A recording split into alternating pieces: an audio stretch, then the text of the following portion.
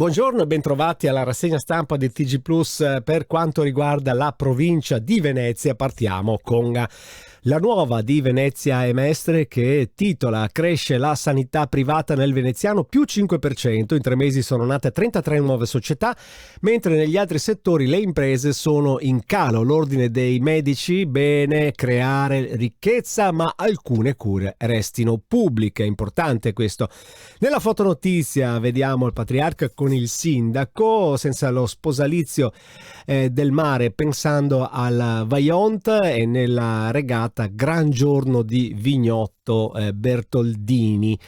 E altre notizie che vediamo a lato della nuova di Venezia e Mestre: passerelle sulla ferrovia da Catene a Chirignago e salute mentale, paziente aggredisce un operatore. E qui un'altra notizia: Laguna Malata, raccolte 9 tonnellate di rifiuti.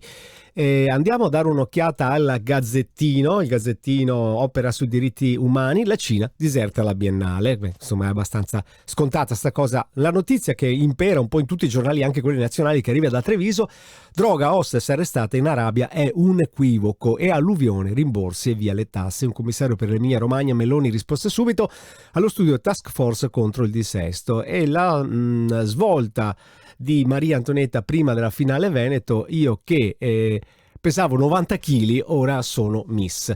Altre notizie di lato, vedete a Treviso scompare dopo il lavoro, è stata trovata morta, giallo sul Piave, e la censura che racconta il tramonto di un modello. Questo va a letto, questo articolo. Andiamo invece a vedere, non c'è il Corriere del Veneto lunedì, sapete, guardiamo il Corriere della Sera. Romagna, piano per gli aiuti, Meloni tra gli alluvionati, possiamo rinascere forti, useremo anche i fondi dell'Unione Europea.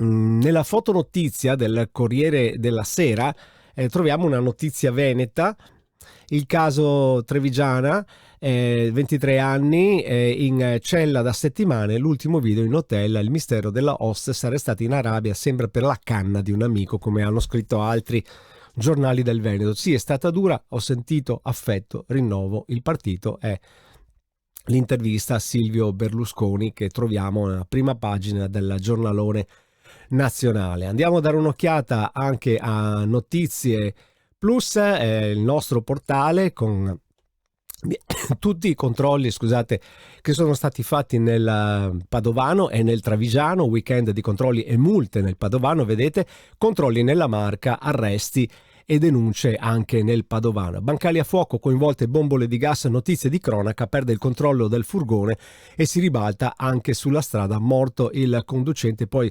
vedete che qui potete, scorrendo il portale, potete anche trovare tutte le altre notizie dei giorni scorsi, ma anche quelle di sport e tutte quelle che poi verranno pubblicate durante la giornata. È tutto anche per la pagina di Venezia della nostra rassegna stampa. Noi ci sentiamo domani.